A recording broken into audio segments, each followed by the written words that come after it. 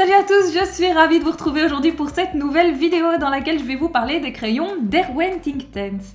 Alors ce sont des crayons aquarellables à base d'encre et je pense vraiment que c'est ça qui fait toute la différence parce que leurs couleurs sont juste dingues. J'en ai jamais vu des comme ça dans les crayons aquarellables, elles sont hyper pigmentées, hyper vives, enfin bref pour moi elles sont topissimes, génialissimes, bref il n'y a pas d'autre mot. J'ai vraiment adoré, j'avais pris cette boîte pour essayer parce que j'ai vu des tutoriels sur le net et franchement j'ai été tellement convaincue par ces crayons que je les ai achetés à la pièce après, enfin je vais vous montrer. Donc vous m'avez posé la question sur Facebook à savoir est-ce que c'est une mine sèche ou grasse. C'est difficile à situer, moi je la mettrais à peu près entre les deux. Les plus grasses que les Polychromos de Faber-Castell ou que les Pablo par exemple, mais moins grasses que les Prismacolor. Elle est assez robuste quand même. Sur le papier, je dis pas que c'est super agréable à utiliser. Quand vous l'utilisez à sec, c'est vraiment pas... ça paye pas de mine quoi. Mais une fois qu'on l'aquarelle, vous allez voir, ça fait vraiment toute la différence. Je suis hyper convaincue par ces crayons, il n'y a pas d'autre mot, je les adore. Et je vais vous montrer ça tout de suite. Alors pour commencer, je vais vous montrer le nuancier de mes crayons. Vous allez voir, les couleurs sont sublimes je trouve. Donc vous avez chaque fois la couleur non aquarellée d'abord, sur 1 cm environ. Et puis après, la couleur aquarellée. Donc vous voyez déjà qu'ici c'est très vif. Je les trouve vraiment sublimes. Donc ici on a les violets et les jaunes orangés. Donc par exemple celle-là je la trouve très belle, ou encore le fuchsia qui est là. Je les trouve vraiment intenses, très agréable à utiliser. Donc je retourne. Alors derrière on a les bleus et les verts. Alors vous voyez que parfois pour certaines couleurs ça change quand même pas mal hein. Quand on a la couleur non aquarellée ici qui est quand même très foncée, la couleur aquarellée est beaucoup plus lumineuse. Je pense surtout aux couleurs foncées. Quand on essaye les crayons, vous allez voir, on dirait que c'est tous du noir. Et puis quand on aquarelle, on se rend compte qu'en fait il y a des nuances. Pareil ici, hein, si vous avez les couleurs non aquarellées, je trouve qu'il est assez difficile de faire la différence. Donc voilà les autres, je trouve dans les turquoises, celles-ci, ils sont vraiment très beaux. Et alors je vous montre les foncés. Donc voilà, donc, comme je vous le dis, hein, ici les couleurs non aquarellées, on dirait que c'est tous du noir. Et puis quand on voit la couleur aquarellée, finalement on se rend compte qu'il y a des nuances de brun, de gris, etc. Alors je trouve que ça manque peut-être d'un gris clair, en tout cas plus clair parce que le maximum c'est celui-là. Mais en tout cas, on peut déjà s'en sortir avec celui-ci je pense.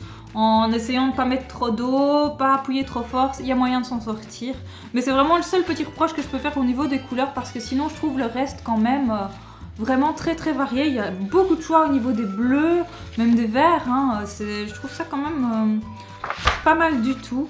Au niveau des roses, on est plutôt bien servi aussi. Violet pareil. Non, vraiment à ce niveau-là, rien à signaler.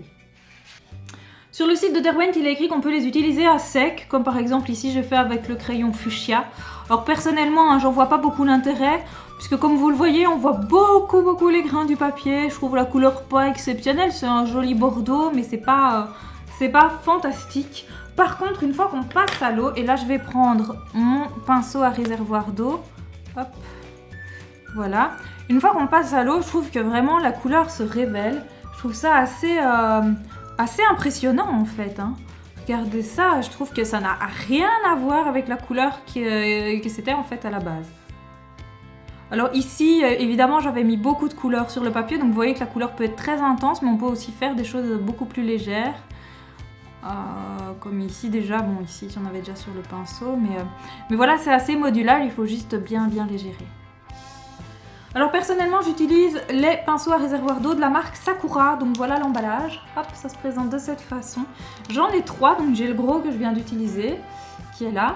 J'ai le moyen, ça c'est un tout nouveau que j'ai pas encore utilisé, d'ailleurs vous le voyez, la pointe est toute blanche.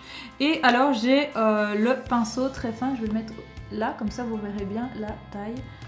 Donc voilà les 3 tailles de pinceaux disponibles, donc gros, médium ou vraiment très fin. Alors ça dépend évidemment des zones que vous devez colorier, c'est-à-dire que si vous avez des petits détails à faire, vous allez plutôt utiliser le pinceau fin, tandis que si vous avez des zones plus importantes, alors on utilisera le gros pinceau. Je pense que c'est nécessaire d'utiliser des pinceaux à réservoir d'eau, tout simplement parce que quand vous coloriez dans un livre, bien, le papier, ce n'est pas comme celui-ci, ici j'utilise du papier prévu pour l'aquarelle, mais dans le livre ce n'est jamais ou quasi jamais le cas, donc il faut avoir la main très légère et le pinceau à réservoir d'eau permet vraiment de déposer la juste quantité d'eau sur votre papier. Alors vous pouvez utiliser ces crayons de différentes façons. Donc par exemple, vous pouvez appliquer, comme je l'ai fait avec le fuchsia, la couleur sur toute la zone. Donc imaginons qu'on doive colorier un carré. Hop. On fait un aplat de couleur vraiment sur toute la zone avec une pression forte ou modérée, ça dépend un petit peu du résultat que vous voulez avoir. Ici, moi j'ai appuyé quand même assez fort pour avoir un résultat bien pigmenté. Et puis j'aquarelle, je vais utiliser mon gros pinceau. Hop. Donc voilà, on obtient une couleur vraiment opaque et intense. Si vous voulez quelque chose de plus transparent, évidemment il faut appuyer moins avec le crayon, mais je vais vous montrer tout de suite. Je reprends la même teinte. Hop. Je vais appuyer beaucoup plus légèrement à côté. Voilà, on va faire quelque chose comme ça. Pour les fonds, par exemple, ça peut être intéressant. Faire un fond léger à l'aquarelle. Hop. Je vais juste rincer un peu mon pinceau, histoire qu'il n'y ait plus trop de jaune, enfin d'orange dessus. Et là, de nouveau, en aquarelle. Donc, vous voyez que l'intensité est vraiment modulable. On a quelque chose de beaucoup plus doux. Hop.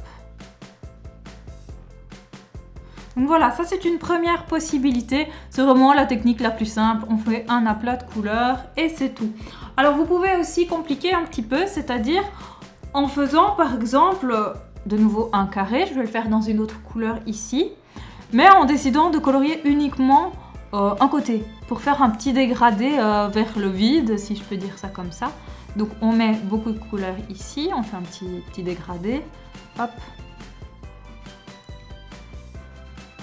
Là.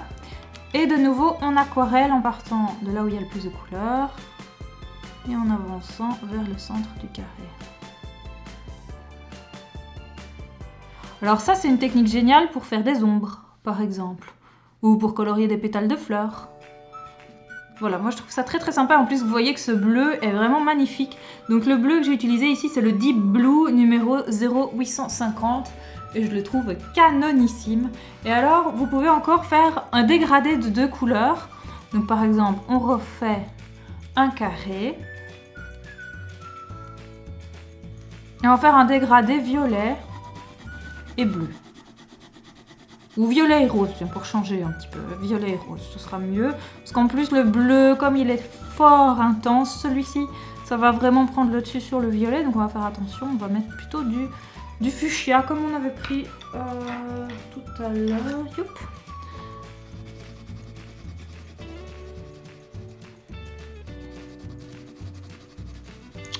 Voilà. Oh, inutile de faire vraiment un dégradé parfait puisque de toute façon on va l'aquareller. Mais comme je vous le dis, moi je trouve ces crayons assez difficiles à utiliser à sec.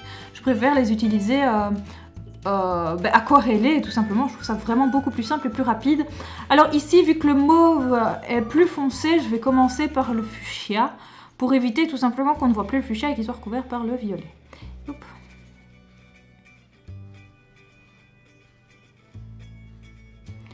Voilà, alors ici je trouve que c'est pas encore super bien aquarellé puisqu'on voit encore les petits grains du papier, donc je vais repasser une fois dessus.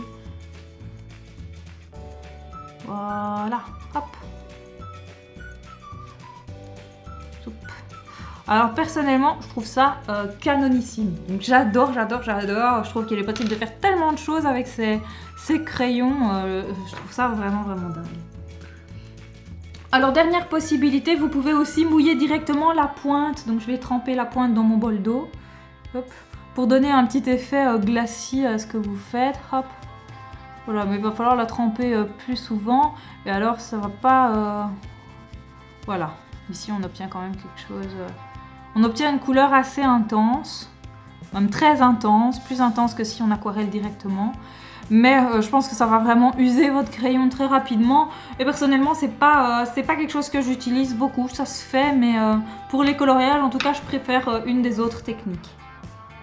Dernière petite astuce, dans la boîte, vous avez aussi ce qu'on appelle un outliner, qui est le numéro 2400, avec lequel vous pouvez dessiner. C'est en fait un crayon qui n'est pas aquarellable. Donc si je dessine un cœur, par exemple, que je vais colorier ici en jaune. Hop. Et que j'aquarelle. Et bien voilà, les bords vont rester. Je peux même dépasser. Vous voyez que ça reste en fait. C'est un crayon qui ne s'aquarelle pas tout simplement. Et vous voyez que le jaune est très très joli.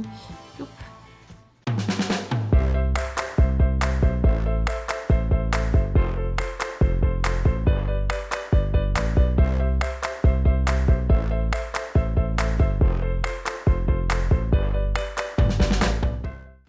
Merci à tous d'avoir regardé cette vidéo, j'espère vraiment qu'elle vous a plu et qu'elle vous aura été utile. Alors n'hésitez pas, laissez-moi des commentaires, vous aurez toujours une réponse. Vous pouvez bien sûr me laisser des petits pouces aussi et vous abonner parce qu'il y aura d'autres vidéos, notamment la prochaine sur le livre de coloriage Game of Thrones. On se retrouve très vite.